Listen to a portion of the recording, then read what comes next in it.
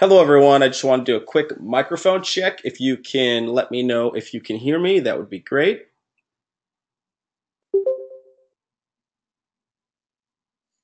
Awesome. So we're going to get started here in just about 5 minutes. Um, yeah, I'll see you guys in about 5 minutes.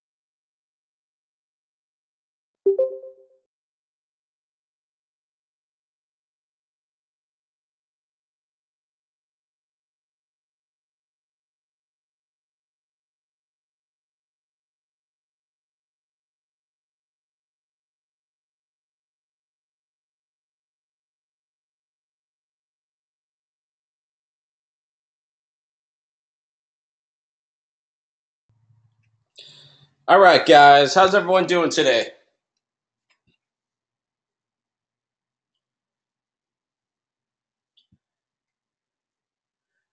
Good, good. Where's everyone from?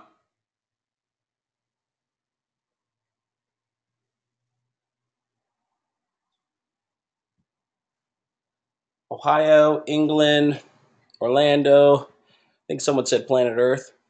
The Virgin Islands, Guam. Awesome. Anyone from upstate New York? Ooh, what part of upstate New York?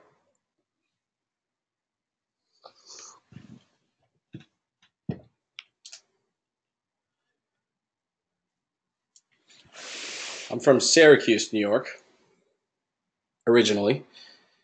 Been living in Orlando for a long period of time now.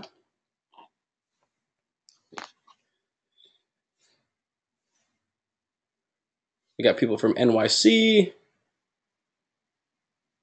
all over.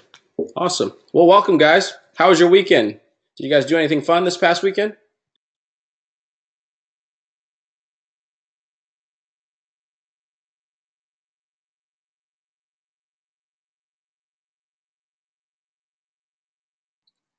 We got sleep, played Destiny 2, hung out with family, watched The Office, laser tag with the wife. Awesome. Well, I'm glad you guys are here. If you hear me chomping food, I apologize. I'm very hungry, so I'm eating some food.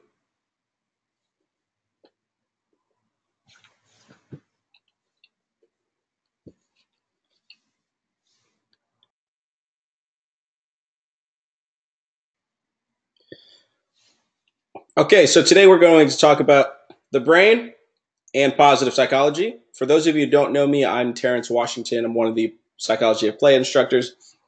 If I'm not your instructor, that's okay. You're still in the right place. Anyone in one of my sections here? Yay, Judy. Glad you're here.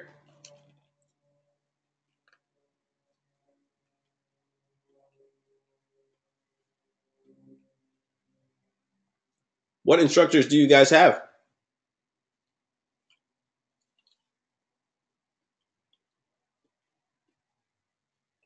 Miss Ovison, Miss Harless.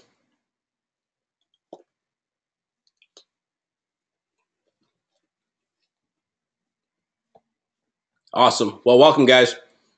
So let's get right into it. What do you guys know about the brain?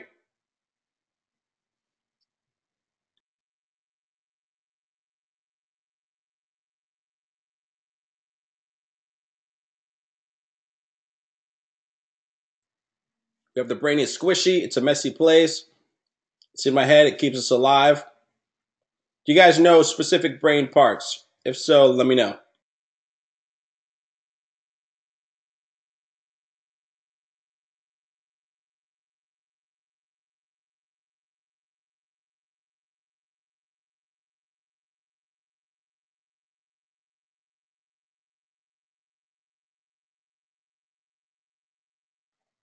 You guys know a lot. Prefrontal cortex, frontal lobe, pituitary gland.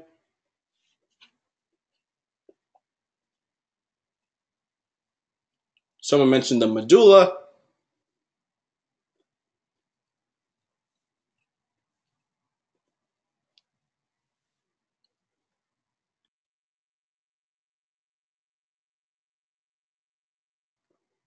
So today we're going to talk about how the brain evolves over time. Does anyone in here have an iPhone?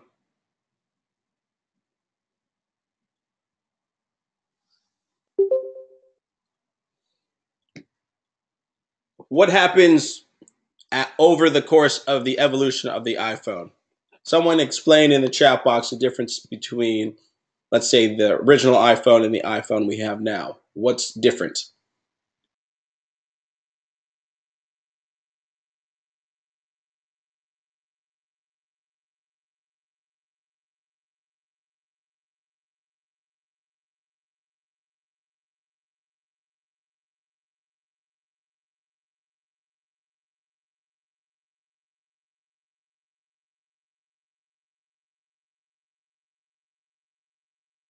So we have no headphone jack. It becomes more integrated day to day.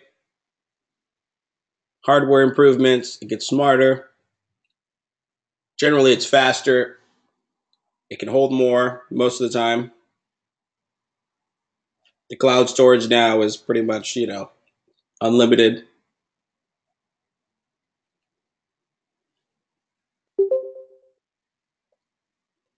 So generally, do things get better or worse with time?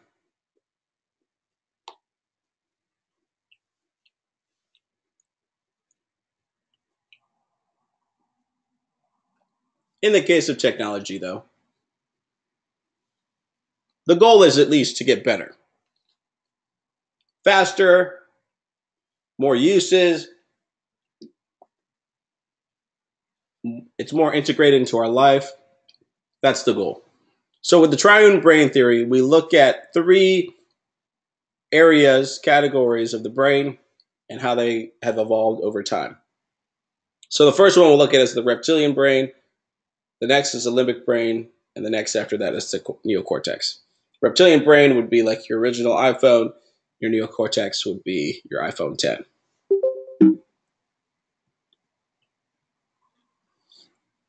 Now, very important is the reptilian brain is not a name of a specific brain part.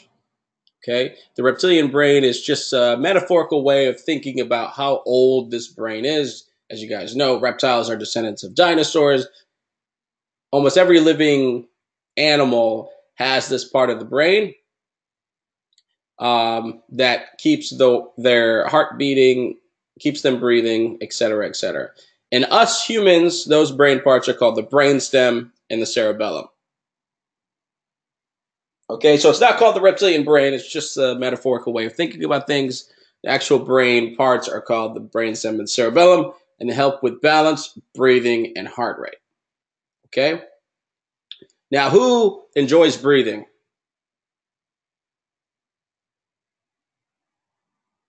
Okay? Who enjoys that their heart is beating fast or that their heart is beating at all? Okay? So these are pretty important functions. Okay? So I've got two videos that for you to watch. Go to the materials section.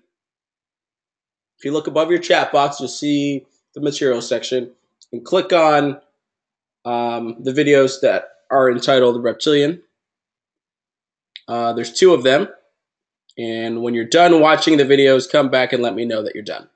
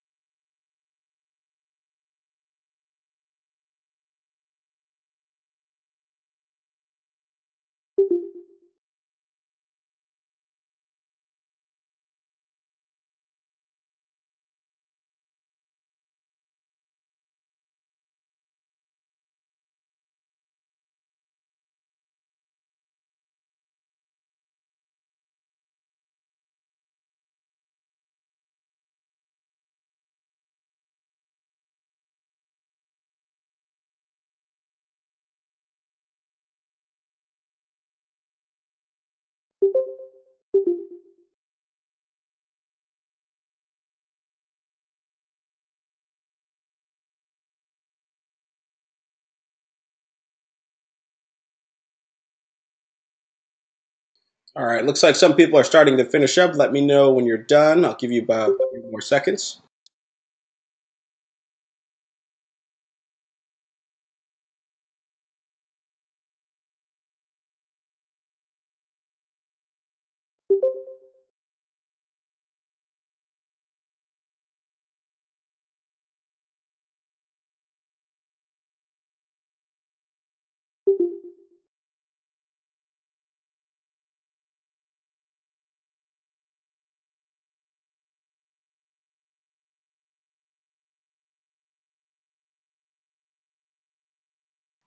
All right, let's start with the video where the three young men from Workaholics put hot spoons in their mouth. What does that have to do with the reptilian brain, the brainstem and the cerebellum? What connections do you see there? Go ahead and type in the chat box. Okay, Cameron says pain. Be more specific, Cameron. How does pain associate with the brainstem and the cerebellum?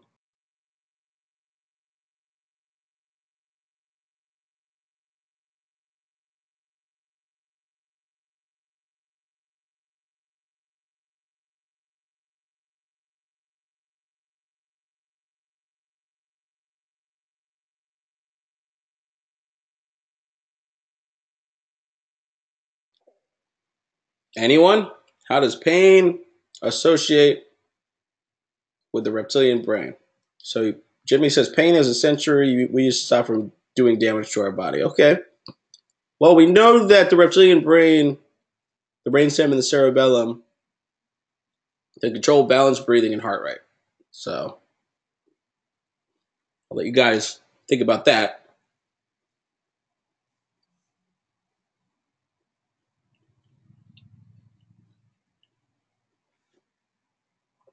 Joseph says pain triggers flight or fight. Ah, there we go. Judy, good job.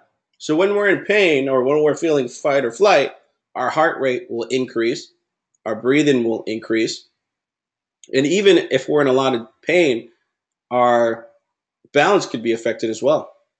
So all of these things are affected when we're in pain. All right. What connections do you see in the second video of the guy jumping off of the roof?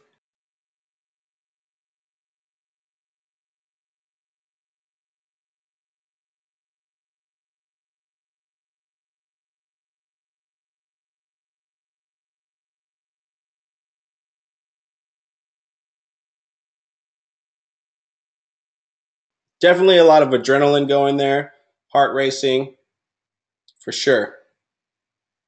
When we're scared, who's ever had this sensation on a roller coaster or some scary ride?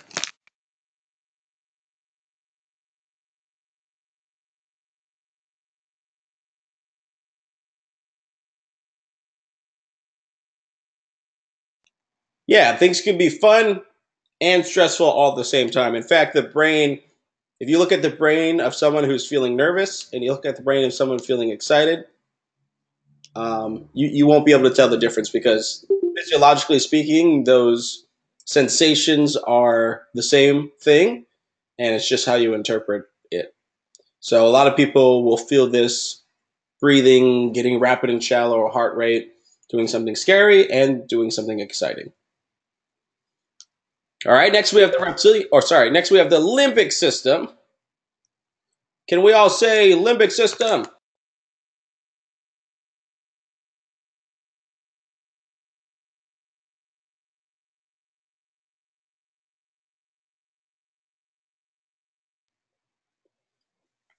So the limbic system is what I describe as the teenage part of your brain. You guys take a moment and describe what you were like as a teenager in the chat box. I'll give you 30 seconds.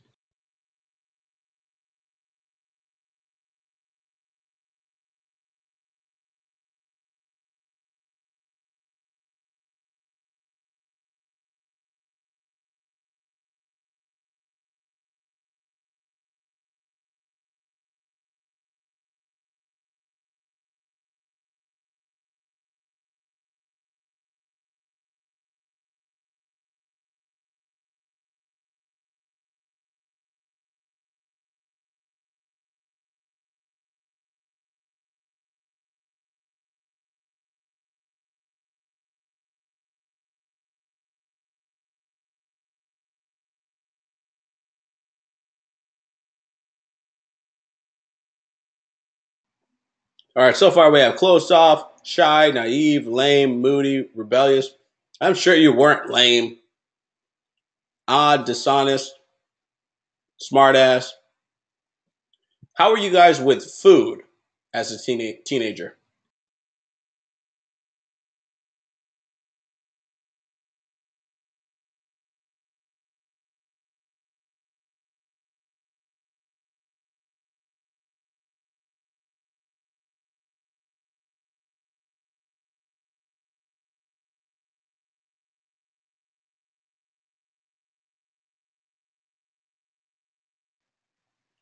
And how are you guys when it came to that cute boy, that cute girl that you liked?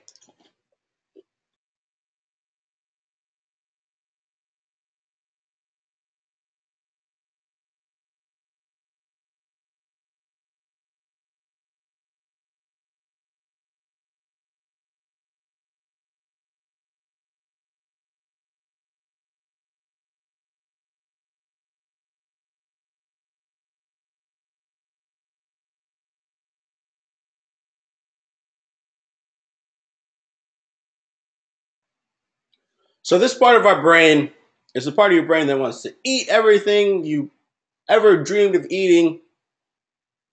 You want to go flirt with everyone that you find cute. You want to do the things that just feel good. Now, this particular part of your brain is responsible for that feeling of feeling good. Who's ever gone a long time without eating and then they ate? How would you describe that experience?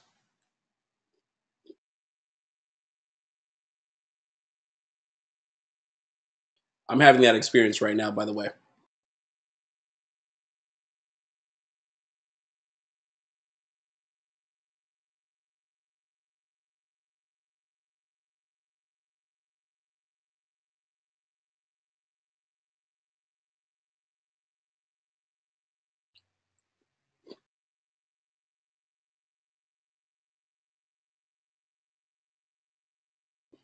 Who knows what chemical is responsible for that good feeling you have?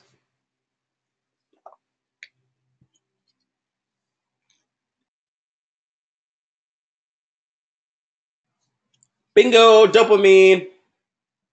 Bingo. So when you eat, your body gives you dopamine, so you feel good. And why does your body and brain want you to feel good?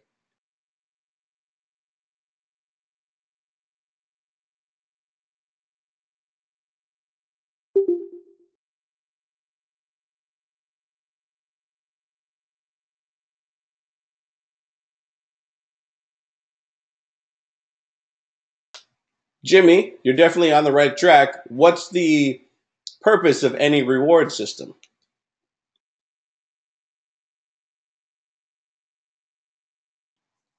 The goal is for you to continue the behavior. Yes. So your body would reward you because it wants you to do these behaviors again. And why does your body want you to do these behaviors again?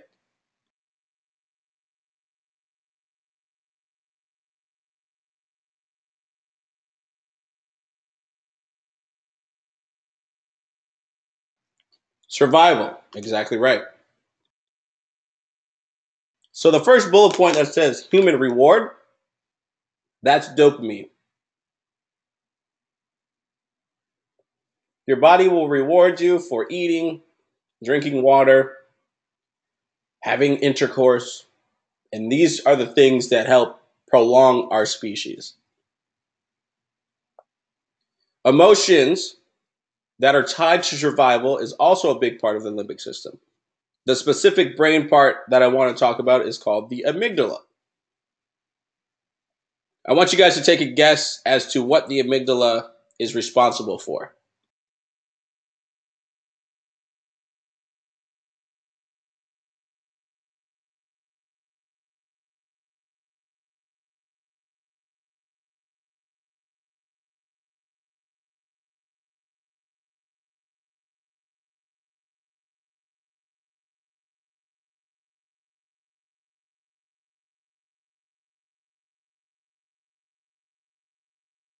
I'm talking about what specific emotion, guys?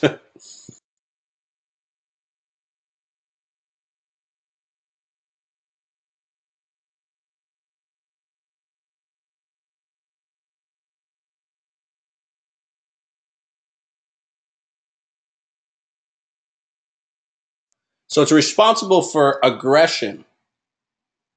Aggression and amygdala both start with the letter A. Now, remember, the limbic brain is in the context of survival. So we're not talking about our higher order emotions of what we feel when we see our mom or our dad or our significant other. This is survival-based emotion. So why would your limbic brain want you to be aggressive?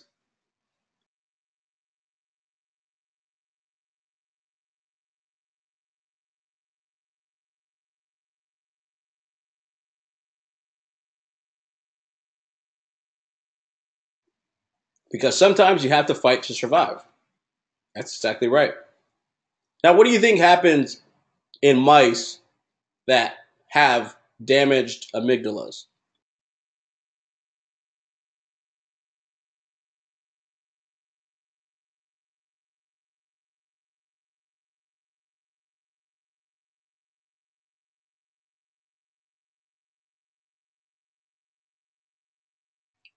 They're super passive. Good job, Corey. So, in a mouse that has a damaged amygdala versus a mouse that has a fully functioning amygdala, a prey comes by, which will be easier to catch and eat?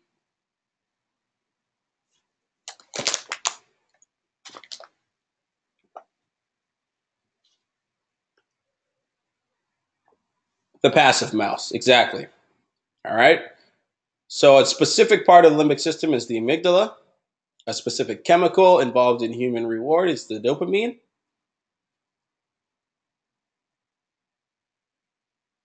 Another specific part that deals with memory is called the hippocampus. Most likely, Ricardo, yes. Ricardo asks if a human brain is damaged in the same way, will we be the same? Most likely. So the way I remember that the hippocampus deals with memory is I think about a hippopotamus on a college campus. I literally just break the word in half, hippocampus. I have this really stupid saying that if a hippo is smart enough to make it to a college campus, then it's got to be a pretty smart hippo and it has to have a good memory. It's got to remember all the facts and math and history and everything. It's got to have a good memory. So that's how I remember what the hippocampus does.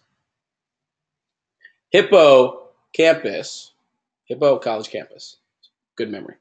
Okay, so what the hippocampus does is it takes stimuli from short-term memory and it helps put it into long-term memory. So I like to think of the hippocampus as a librarian. So you return the book to the library, and what does the librarian do?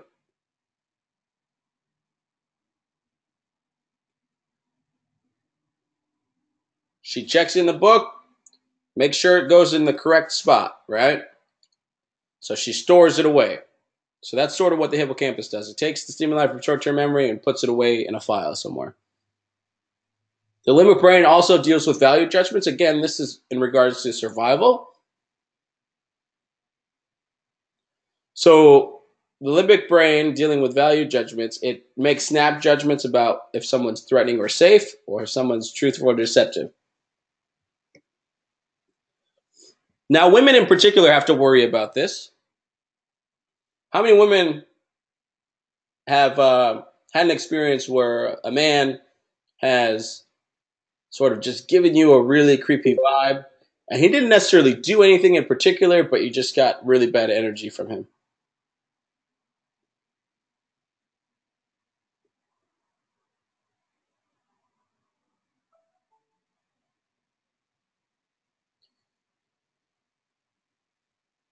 So this is your limbic brain letting you know via a snap judgment if someone is threatening versus safe, truthful, or deceptive. Now, my theory, I haven't researched this, so it'd be interesting for you guys to do some research and see if you find the same thing. But my theory would be that this particular part of the limbic brain, when it comes to value judgments, is probably more overactive in women. Uh, Women are attacked more than men. And also, if you look at our ancestral history, women were responsible for caring for the kids. Now things are finally changing, and that's a good thing, and it's more equal now, but we still have a ways to go. But thousands of years ago, women were responsible for caring for the kids. So when dad was off hunting or whatever, mom would be responsible for making snap judgments on if this person approaching us is threatening or safe, if they're truthful or deceptive, whatever it may be. So my guess would be that women have an overactive limbic brain in this sense, where they can easily tell if someone's threatening or safe or truthful or deceptive. But remember, the limbic brain is all about survival. So these are very important judgments. So women or men, have you ever been on a date and something about the person just rubs you the wrong way and you're like, they're probably a cheater, or they, something about them rubs me the wrong way. Yeah, so that's your limbic brain talking to you for sure. So what I want you guys to do is I want you to go to the material section and watch the video entitled Limbic. And when you're done, come back and let me know you're done.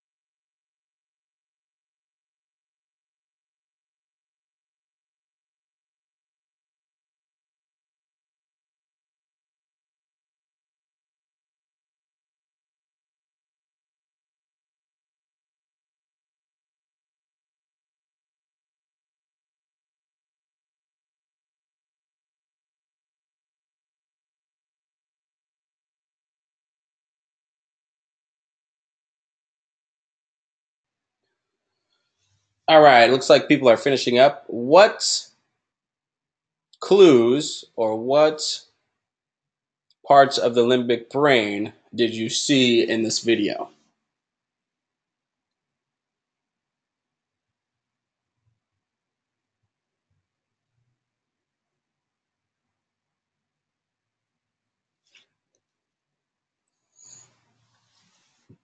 How did we see the amygdala?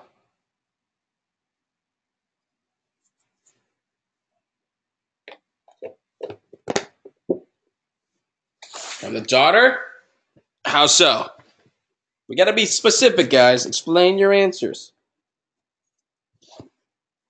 She gave hostile responses? For sure. She went ballistic a little bit? Yeah, for sure.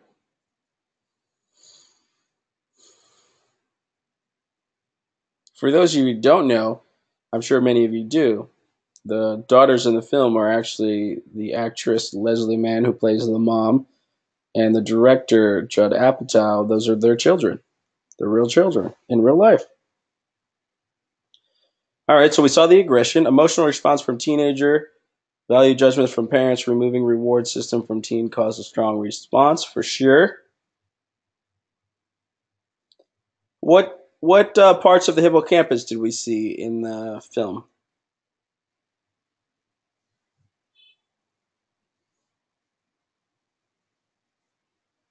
Memories from their own childhoods. Good, good. We even saw some value judgments. She was she was judging what her parents said. It's very threatening to her way of life. All right, which brings us to the neocortex. Now, the neocortex lets the limbic brain think about doing all the crazy stuff. And the neocortex, its job is to focus on the things that make us human. So, what separates us from the rest of the animal kingdom?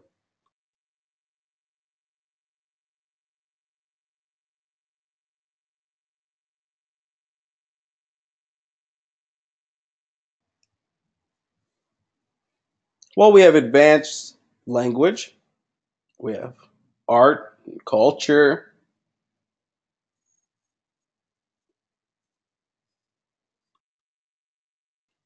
abstract thought, creativity, for sure. Someone try to explain consciousness. What is consciousness?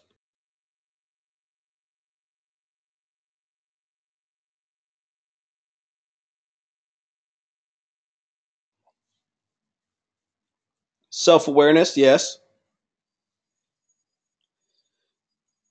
It's your subjective experience of being you. So the only person that truly knows what it's like to be you is who? Correct.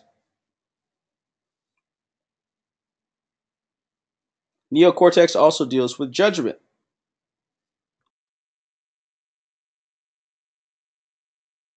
Now, this is more than your judgment that we use in the limbic brain. This is more than just survival based judgment. This is what college do I want to go to? Who should I marry? What healthy lifestyle should I choose? We got abstract thought. This is where Star Wars was created, Mona Lisa, Impressionism, thinking outside the box.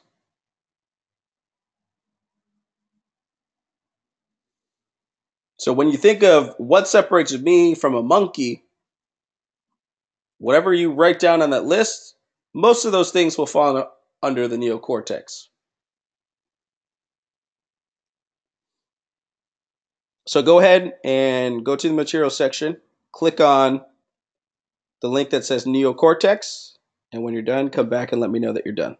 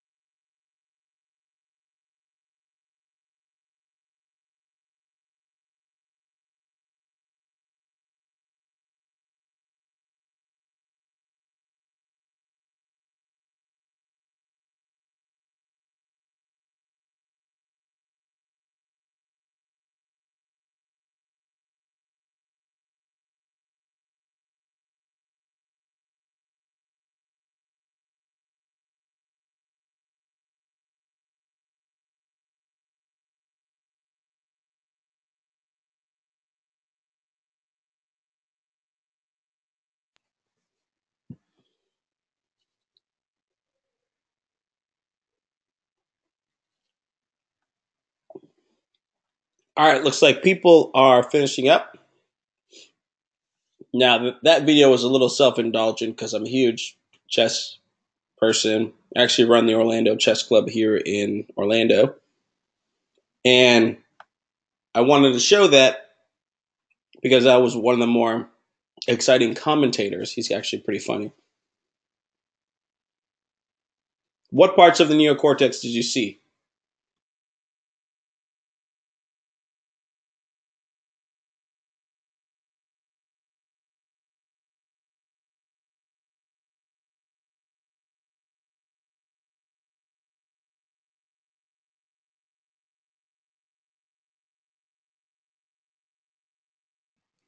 Definitely judgment. You have to use judgment to figure out what move to make. Definitely a lot of abstract thought as well. Many people think of chess as purely scientific and mathematical, which it is, but there's a lot of creativity involved because the problems that we try to solve on the chessboard are so complex that we have to use creativity and imagination and abstract thought to try to solve the problems that arise on the board.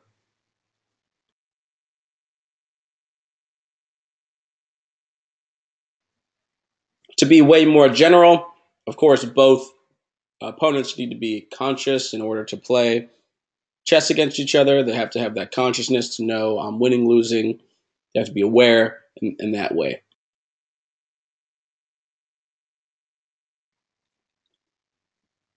All right. The neocortex is made up of 4 lobes. You got the frontal lobe, the parietal lobe, the occipital lobe, and the temporal lobe. Now, the brain is very complex. So, where the arrows are, where it talks about what that particular lobe does, know that there could be parts in other regions of your brain that help with said operations. So, for instance, frontal lobe says reasoning, planning, speech, movement, emotions, problem solving. That doesn't mean all of your emotions are in the frontal lobe. That means, generally speaking, your frontal lobe has something to do with emotions. Okay? The temporal lobe, which is right above your ear, makes sense that it deals with auditory perception, memory, and speech. Your parietal lobe, which is at the top of your head, deals with movement, orientation, recognition, perception. And the occipital lobe in the back of your head deals with visual processing. All right? Brings us to neuroplasticity. Go to the material section, click the link that says neuroplasticity. When you're done, come back and let me know that you're done.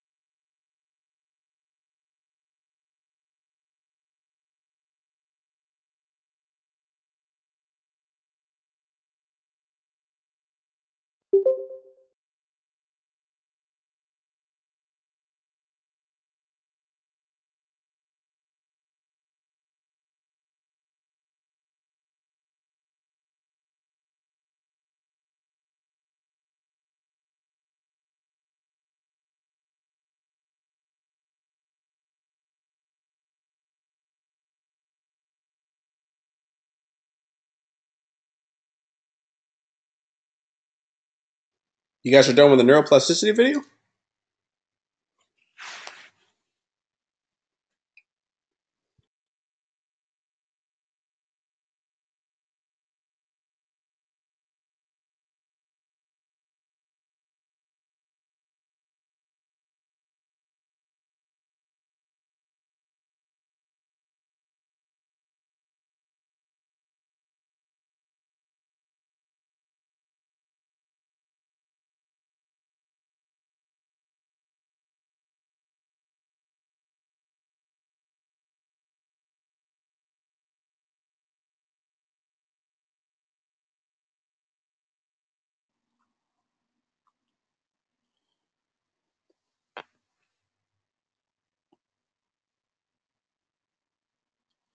All right.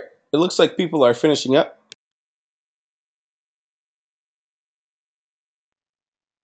So this idea of neuroplasticity is extremely important. The reason it's extremely important is because knowing that our brain can change and knowing that we have some power in changing our brain and training our brain helps us to not be so defeatist when it comes to changes we can make. So whether it be, well, I don't like the idea of eating healthy. I don't like the idea of not being able to eat a cheeseburger whenever I want, or whether it be someone has a stroke, or whether it be exercising more. We can adapt to all of these changes, or staying positive, that's a good one, through retraining our brain. So if neuroplasticity didn't exist, here's how our world would look. Someone would have a stroke, they would lose feeling and mobility in half of their body. What would the doctors say in a world where neuroplasticity doesn't exist?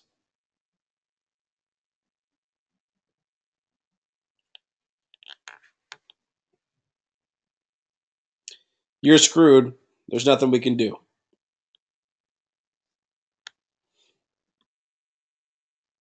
In a world where neuroplasticity doesn't exist,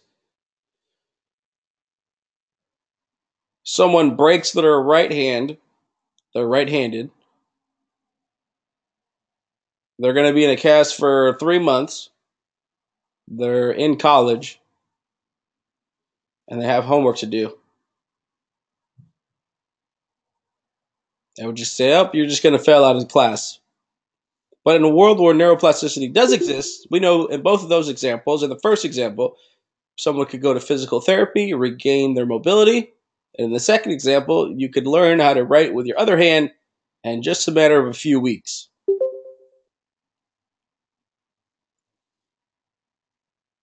But somehow we don't apply neuroplasticity to more mundane activities or more everyday activities. One of the most powerful experiences is when I hear people talk about transitioning to a healthy lifestyle, and they actually talk about how they enjoy eating vegetables. They enjoy exercising. This is something that people hear and they just think it's some crazy thing. But neuroplasticity lets you adapt to things that you will really make you truly feel better.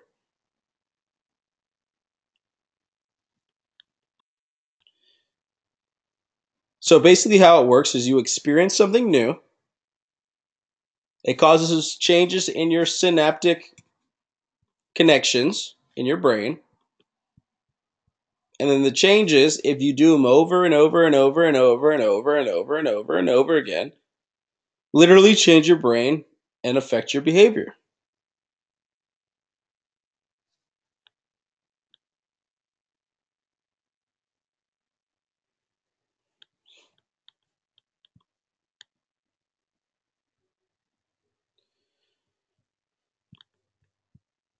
The ability of the brain to be shaped by our experiences, including play, of course, facilitates the embrace of new experiences. So, your brain can change for the worse, but it can also change for the better. So, PTSD and high levels of cortisol and stress hormones and everything negatively impacts your brain.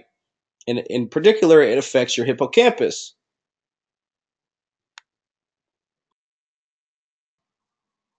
Prolonged chronic stress can make your hippocampus smaller, which would have what effect on you?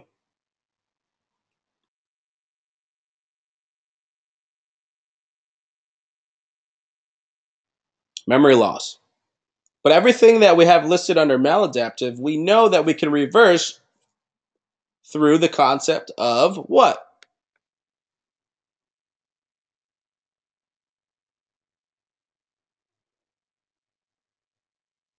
Neuroplasticity. We know that learning a new skill changes your brain. We learn that musicians have different parts of their brains which are really, really large compared to other people. We know that when someone survives a stroke, they can learn how to walk again. We know that blind and deaf people can adapt to their surroundings. We know that chess can help slow down the onset of Alzheimer's. There's even one particular case in which a blind boy, now a blind man, taught himself at an early age to navigate his world using echolocation. Yeah, Jimmy. He doesn't have any eyes, but he can play basketball, ride a bike, walk up and down the stairs. Oh, he passed away. Oh no, I didn't know that. That's sad to hear. What happened? Using echolocation. So, neuroplasticity is a very, very common thing that we can use in our life to make our life better.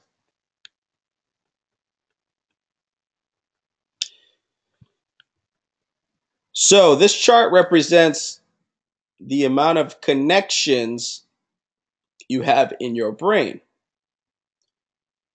Synapses are just the physical space between your neurons.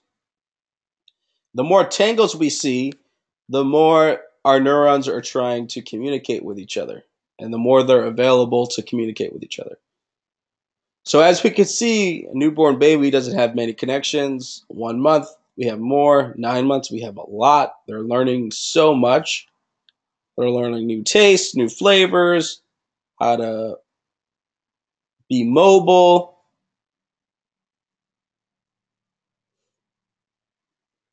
Sure, Michael. Michael says you'd have to elaborate on how neuroplasticity can help depression. Well, one of the most used psychotherapy methods for depression is called cognitive behavioral therapy. So the theory behind it is that our self-talk contributes to our depression. So many times we have thoughts that we are aware of that are contributing to our depression, and then we also have thoughts that we are not aware of that contribute to our depression. So the first step is becoming aware of both of those, becoming more aware of the things that we kind of know and becoming aware of the things that we don't know, of what we're telling ourselves in our own head. That would be your baseline. So, how am I currently thinking? Then you do reality testing and you examine those thoughts and you see if there's evidence for it. So, perhaps a person is suffering from social anxiety and they said something at a party and oh, that was the dumbest thing ever. I can't believe, I'm so embarrassed. Everyone probably thinks I'm an idiot. And then they sort of reality test it and they realize that, oh, well, actually, no one really remembers what I did and everyone makes mistakes. So and so said something silly as well. We get over it. So you examine your thoughts and you replace them with more helpful thoughts. And when you do this over and over and over and over and over and over and over and over and over again, you start to retrain how you think. And this can lessen your depression. So that's just one way in which neuroplasticity can help depression. Also, there are chemical and other physiological and physical reasons that people could be depressed. Could be a brain injury, some chemical imbalance, whatever it may be. And those are factors as well. So we get back to synapses. We see that at 2 years old, we have the most synaptic connections. Now, this doesn't mean you're the smartest at 2 years old. This just means you have the ability to absorb information the most quickly at 2 years old, which is pretty awesome. As you can see, the 2 year old is slightly more dense than the adult. Here's a great quote here. As a single footstep will not make a path on the earth, so a single thought will not make a pathway in the mind. To make a deep physical path, we must walk again and again. To make a deep mental path, we must think over and over the kind of thoughts we wish to dominate our lives.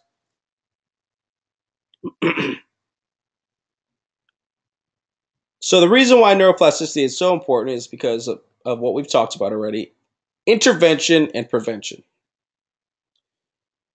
So the reason why neuroplasticity is important for intervention is because when something bad happens, we know we can reverse it most of the time, many of the times. But what I'd like to focus on is this idea of prevention.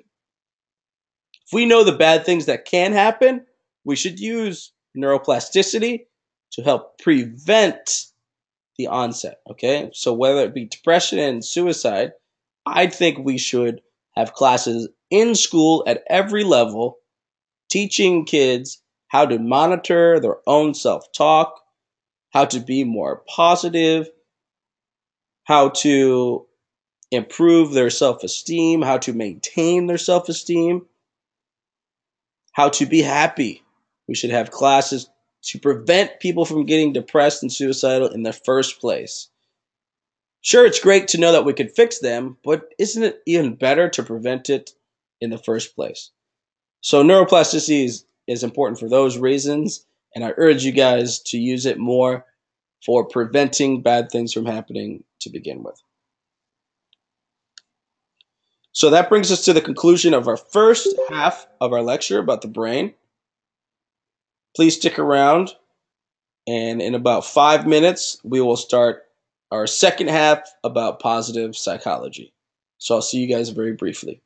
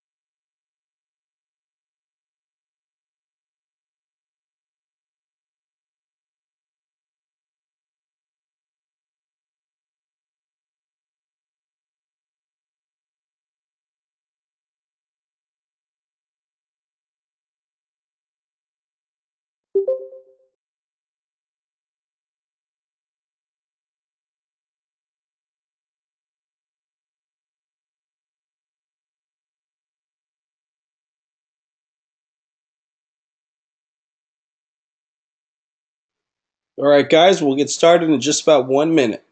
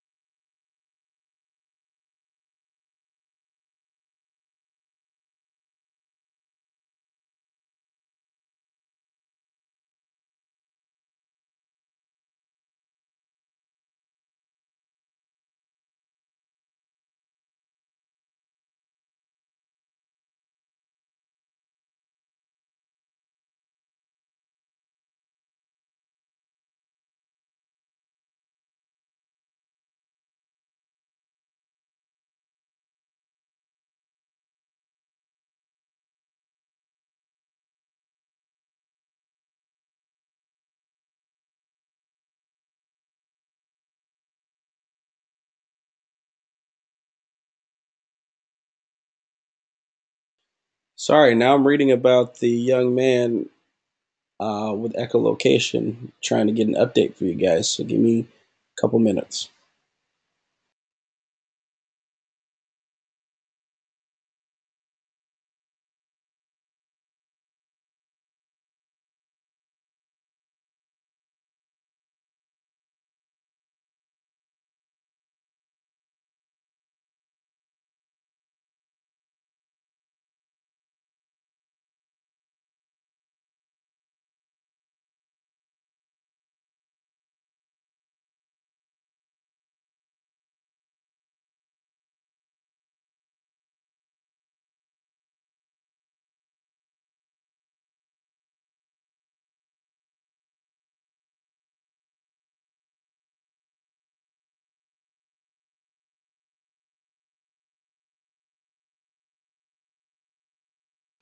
Yeah, it looks like the very thing that took his eyes away from him was, which was the cancer in his eyes.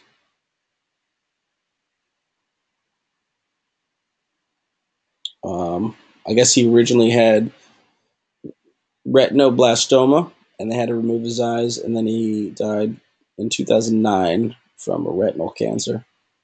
That's very sad to hear about.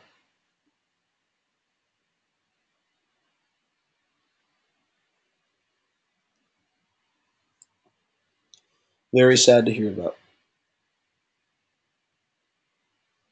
Well, now we have to somehow transition into positive psychology after hearing that sad news.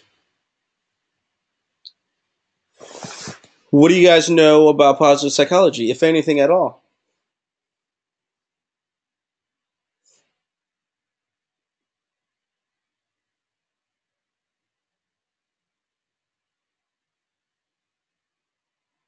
All right, so let me tell you my pet peeve before we get into positive psychology. How's that sound?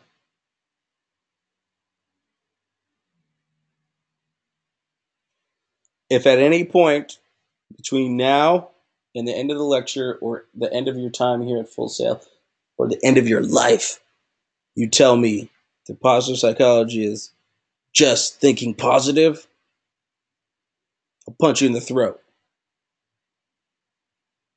All right? It's more than that, guys. Thinking positive is a part of positive psychology, but positive psychology can't be encompassed in such a small thing as think positive. All right? Deal?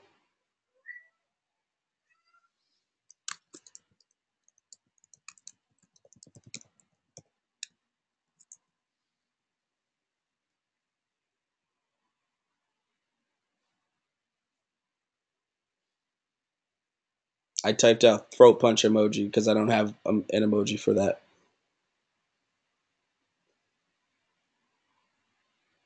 All right, so we're going to start off our discussion about positive psychology with a discussion.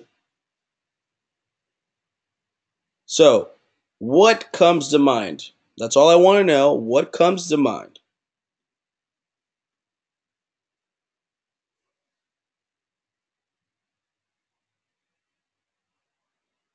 Type it out. What comes to mind? Amazing, tired, God, spirit,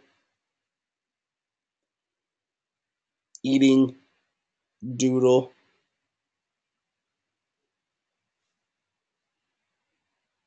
Things that allow me to feel alive. Way too complicated for my own good, says Michael.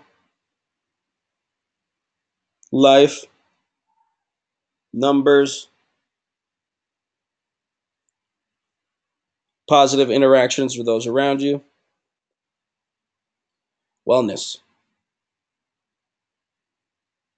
listening. Good. I'm glad, Judy. Beautiful. Good, Ricardo. Are you guys ready for the next slide? What comes to mind? All right, here we go. 3, 2, 1.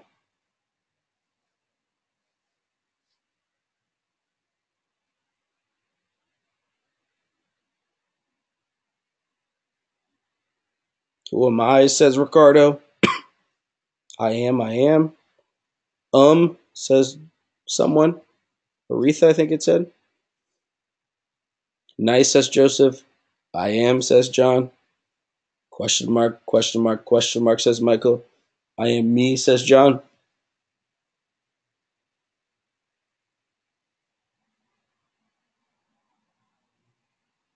Joseph talks about how I am becomes a statement on its own instead of leading the beginning of a sentence. Confused, says Judy. Judy, why are you confused? Who else is confused? And tell me why you're confused. Spirit to the core, says Hector.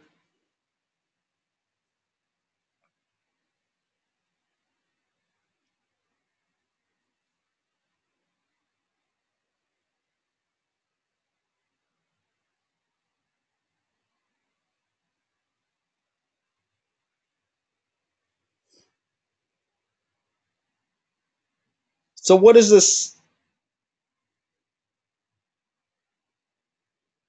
So Judy says the period just stops all form of continuing a sentence.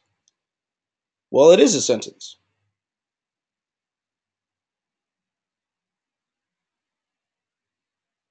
I am is a grammatically correct English sentence.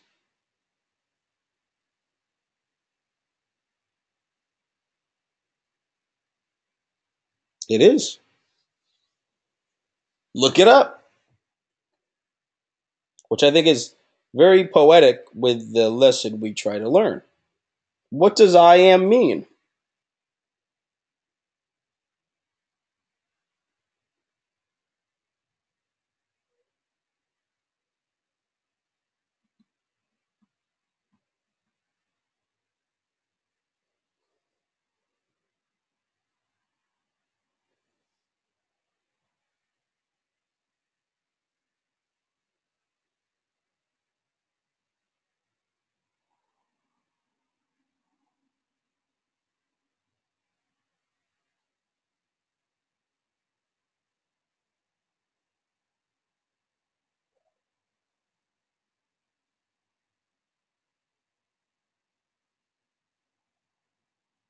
I am means that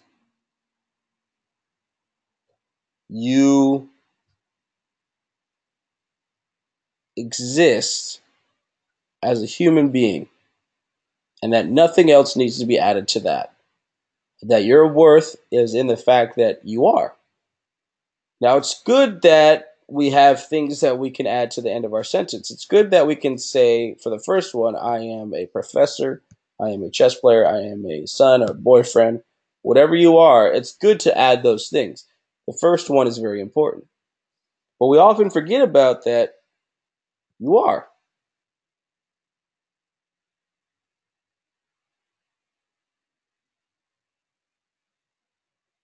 You are, I am, they are, and that being is our common ground.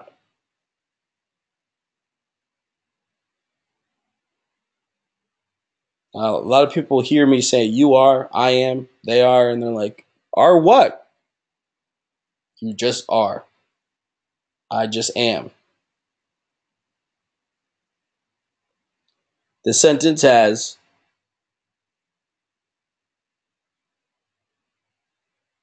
an independent subject, which in this case is I. It contains a verb, which is am, which is a form of to be, and it expresses a complete thought. I am.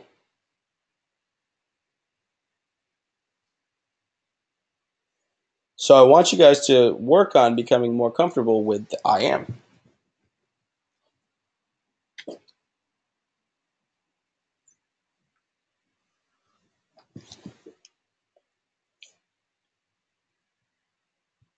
Now we're going to make a transition that no one saw coming, and we're going to talk about the history of psychology in the USA before and after World War II. At first, you guys are going to say, well, what does this have to do with positive psychology? Would it will make sense? And the discussion we just had will make sense as well. Now, before the war, the field of psychology had three missions, three goals. They were to cure mental illness, to make the lives of all people more productive and fulfilling, and to nurture high talent, to identify and nurture high talent. Now, as you can see, the goals are pretty well rounded. They weren't solely focused on curing mental illness. They weren't solely focused on making the lives of all people more productive and fulfilling. And they weren't solely focused on identifying and nurturing high talent. They wanted to do all three. But then this little thing called the war happened. Now, what I want you guys to do is watch a couple minutes from World War II. The video is about 6 minutes long. And if you don't want to watch it, you don't have to. But in the material section, we have a video called World War II. Go ahead and click on it if you want to, and watch about 2 minutes worth. And when you're done, come back and let me know that you're done.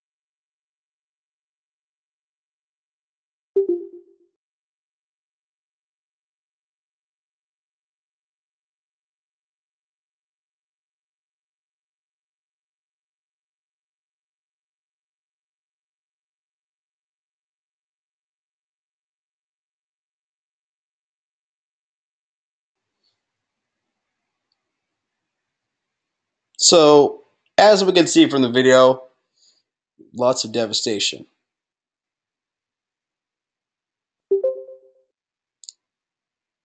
What do you think happens in terms of what the field of psychology focused on when the troops that did survive, the soldiers that did survive, came back to the United States? What did they focus on? Shell shock, or what we now call PTSD. And in terms of these three missions that we have here, which got the most attention? The mental illness.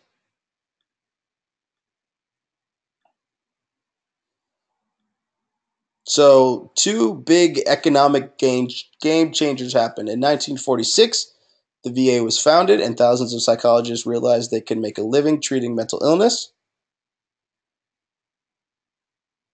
And in 1947, the National Institute of Mental Health was founded, and academics found they could get grants if the research was about pathology. Now, this focus on mental illness comes with pros and cons. Let's start with the pros. What would we put under the pro category?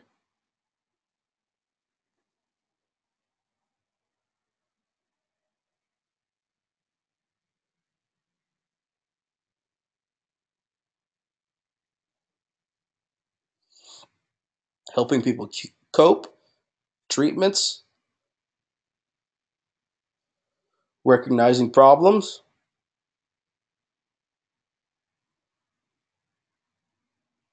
jobs,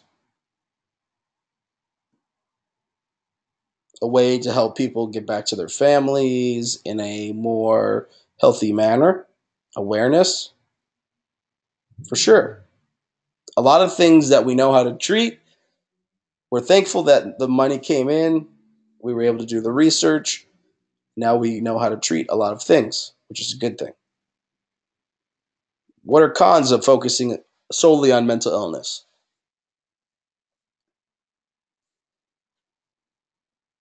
Sure, people always take advantage when there's money involved.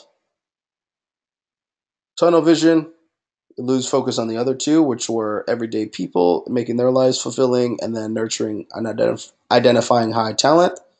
Those things got put on the back burner, for sure. Treating the sickness and not the cause, that's a huge one. There's a medicine for everything, there's a pill for everything. Not that all pills are bad all the time, but maybe we should also focus on helping people and addressing the cause and not just the symptom.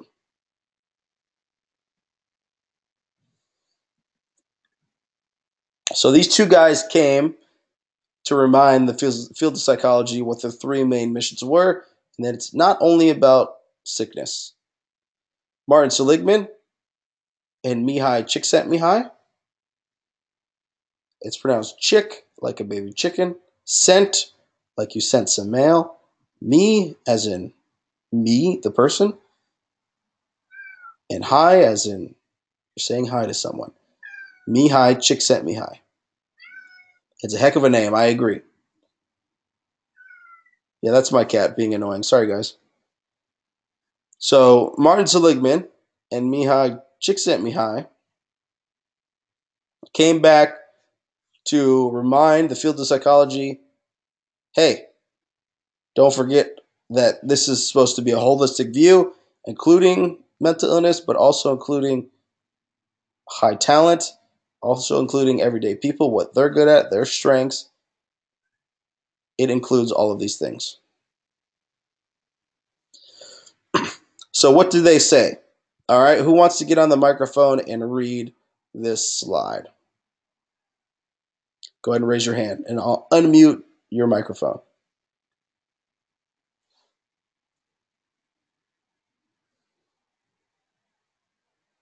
All right, Jimmy, your hand is up, correct? Let me unmute you. Jimmy, are you there? Affirmative. Go ahead and read. Can you hear me? Yes, I can. Excellent. The field of psychology is not just the study of the pathology, weakness, and damage. It is also the study of the strength and virtue. Now, Jimmy, what does this slide mean to you? What sticks out to you? As far as what? Just what do you take anything from the slide? What do you learn from the slide? How do you interpret it? Just anything. The way I interpret it probably won't make sense to any of you here, but basically I interpret it through a series of ones and zeros. Okay. Try to help us explain. That sounds interesting. Well, let me try and think of the best way to word this so y'all aren't like, huh? So, because I have Asperger's, everything I break down is through mathematical processes such as ones and zeros. With something like this, pathology or psychology dealing with the brain, weakness and damage, such as something that most people might consider abnormal, to me it seems normal, but to everyone else it's going to be not right. And so they may look at that as a weakness or damaged part. Whereas in my case, I look at it as my strength and virtue. Most people can't do things like I can do with numbers in my head. That's awesome, Jimmy. Thank you so much for sharing. Not a problem. Really, really good example. Thank you so much. Great example. And that's the power of perspective, which is a huge part of positive psychology. That viewing something in a new light and realizing that, hey, something could be two things at once, right? So something that I have challenges in can also be what makes me unique and different and beautiful as well. So that's an awesome thing to share.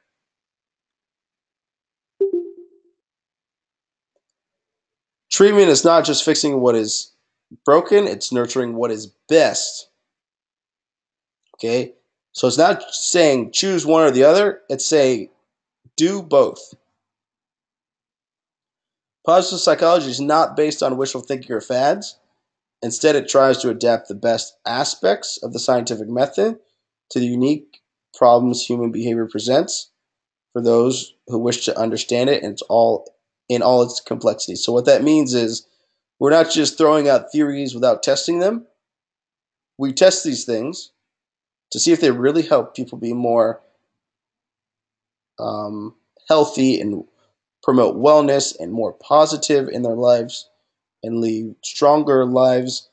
And we test them in a laboratory setting to see if they actually work.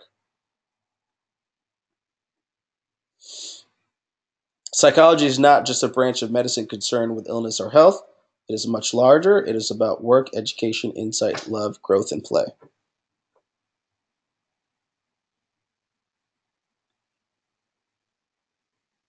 All right, so go to the materials section, click the link called Happiness Advantage. It's a long video, it's about 12 minutes long, but it's really, really, really worth it. And it really explains positive psychology and how to obtain it in a really great way. So go to the materials section, watch Happiness Advantage. Again, it's about 12 minutes long. Enjoy it. I'll see you in 12 minutes.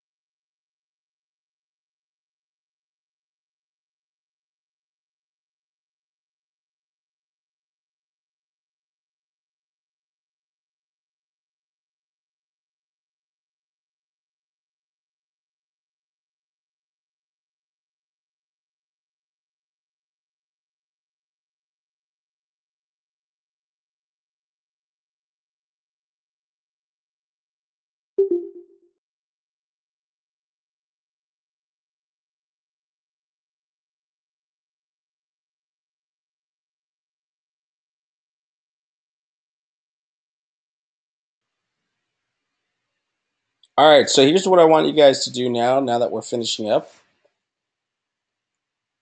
So as you can see, I've got a screenshot from the video titled Small Changes Ripple Outwards. As you can see, each of these 5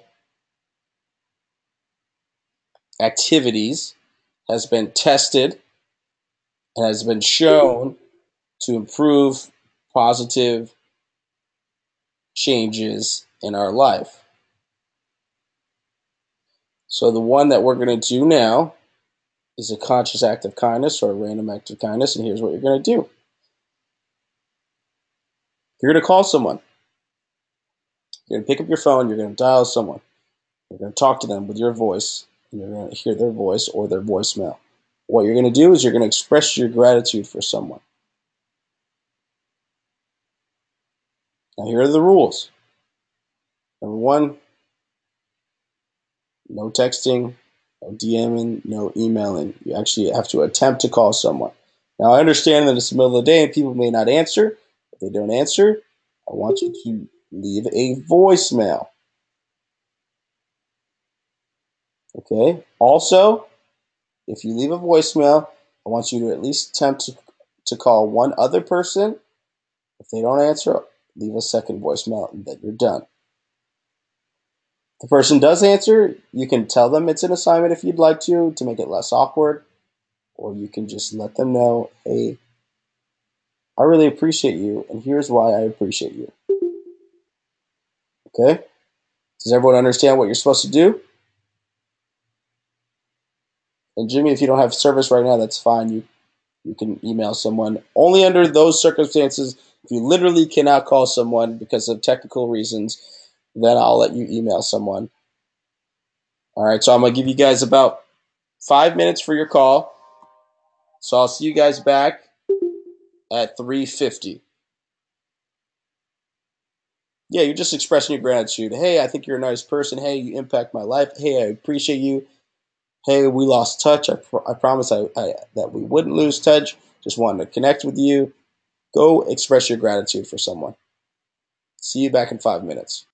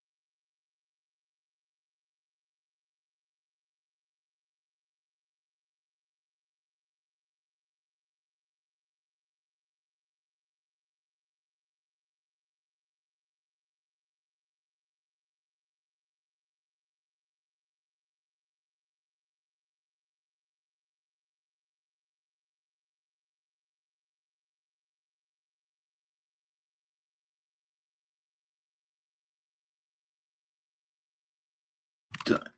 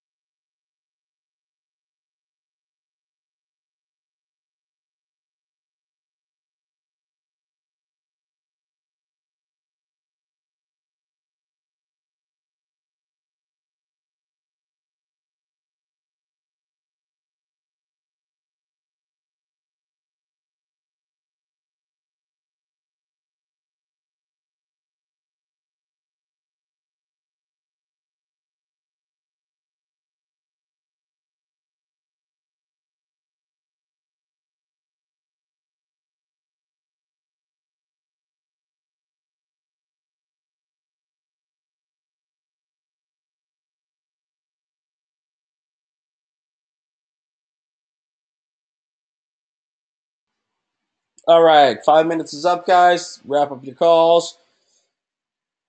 I saw a couple of messages so far. Let me try to read as many as I can.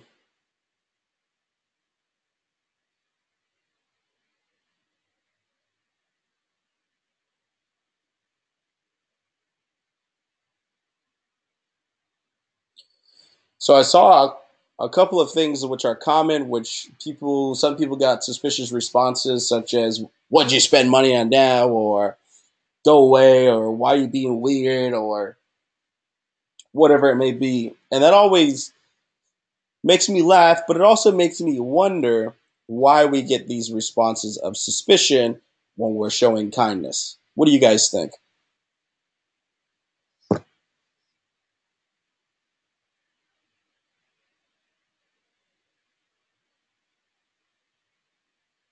Because it's not the norm, exactly right.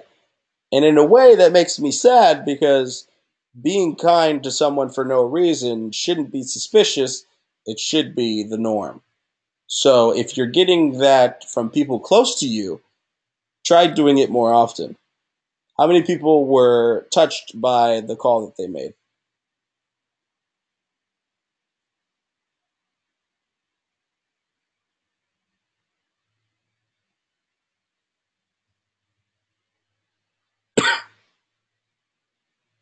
Tell me what made you happy, guys.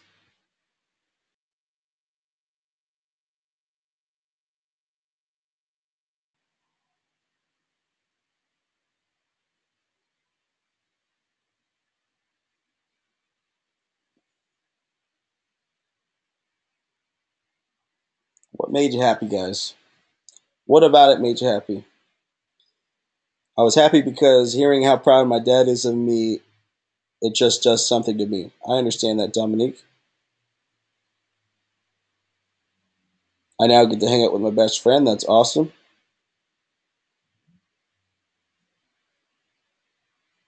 The fact that my friend was generally grateful, no questions asked or nothing, just total appreciation, let me know where I stand in my life and my friend's life. That's awesome. So these things on the list help us to not only improve our mental health, but they help us live more positive lives, right? Great gratitude, journaling, exercise, meditation, random acts of kindness. All right. And if I had to, before I leave you with the pep talk, guys, if I had to give you my definition of positive psychology, it's the I am with the period. You are complete. Every one of us are complete. Now, that doesn't mean we're operating at our full top functioning level, but that means that everything you have within you is there. Acknowledge it all. It's okay to acknowledge the mental illness. It's okay to acknowledge that I'm not good in these areas. It's okay to acknowledge that, oh, in some social areas, I'm not at my best. But you also should acknowledge, hey, I'm pretty good at this thing. In these areas, I've been doing really well. Right? So it's that whole picture that I am that makes every individual unique and beautiful. The pluses, the minuses, everything in between. The everyday life is where you will spend most of your life. Most of the time, we're not living our life extremely happy, and most of the time, we're not living our life extremely angry or depressed. Most of our lives are somewhere in the middle, the everyday experience. If you can learn to enjoy those everyday experiences more, you can learn to embrace everything that makes you you. You learn to meditate, exercise, whatever it may be. You can exhibit positive psychology, which is about recognizing the bad, recognizing the good, and making the best out of your situation through conscious effort, rewiring your brain, exercise, meditation, gratefulness, random acts of kindness. You guys can do it. So to leave you, I'm going to leave you with the pep talk. Go to the material section, click on the link that says pep talk. You guys have a nice day. Thank you.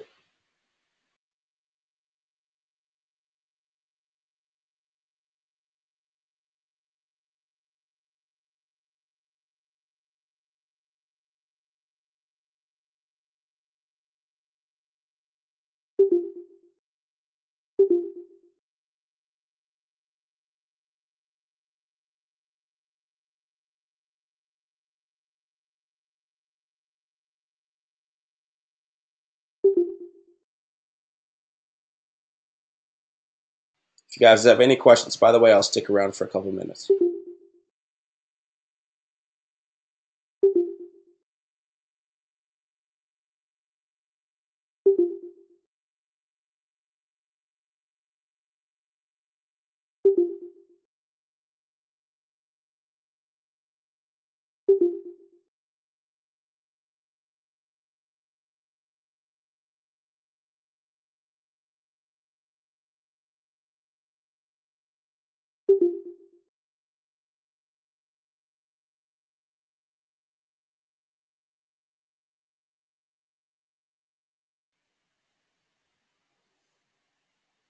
That's a tough question to answer, Jimmy.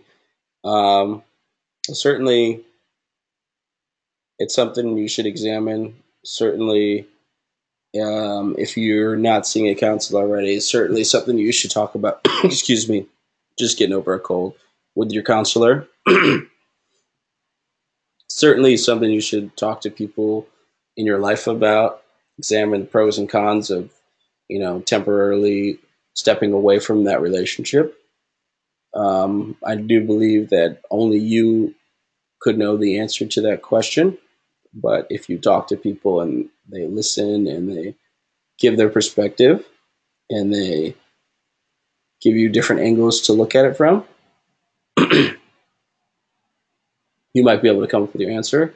Certainly something you could test out for a little bit and, you know, if you want to test it out, make sure you spin it in the way that, look, this is just something I need to do for my mental health. I feel like focus on the relationship instead of blaming people.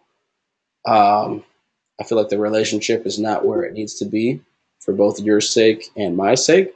And I just need to take a break for a little bit to assess my own mental health. That could be a way to spin it. But certainly only you would know the answer to that. And I encourage you to examine your possibilities. You can test things out for a temporary amount of time, see what works best for you, and go from there.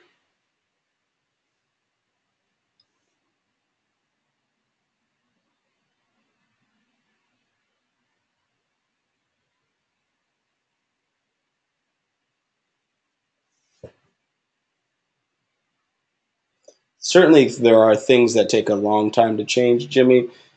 And as someone who looks at it from a mathematical way, the way I like to look at it is I like to remind myself that even small incremental change is change in the right direction. And I've found that the best way to help heal relationships is through kindness. Oftentimes, people can realize that they're being, let's call it like it is, an asshole, when someone is responding with kindness. When someone's being an asshole and we respond by being an asshole back, then in their mind they can spin it to the effect of, well, we're both doing something here, we're both assholes, this is how it is.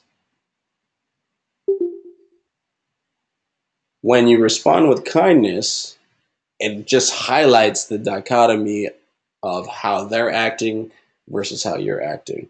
Someone's being an asshole and you're coming back with kindness, then it makes them realize what they're doing. Now, this is not a fast process by any means, but it's something that I find that works in my life is always be kind to people. Now, certainly don't subject yourself to a situation where you feel is detrimental, and you can gauge how much you can take and how much you can't take. But just like MLK said, someone slaps you in the face, turn the other cheek. Um, I'm a big believer in responding with kindness, but also protecting yourself. So it's that fine balance between there.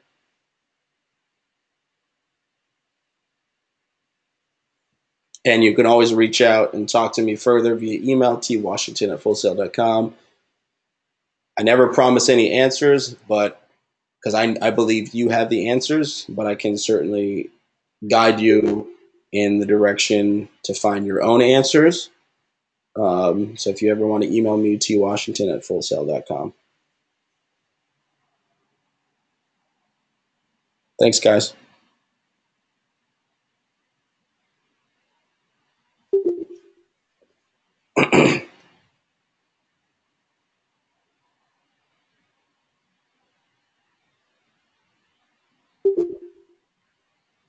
Awesome, Jimmy. All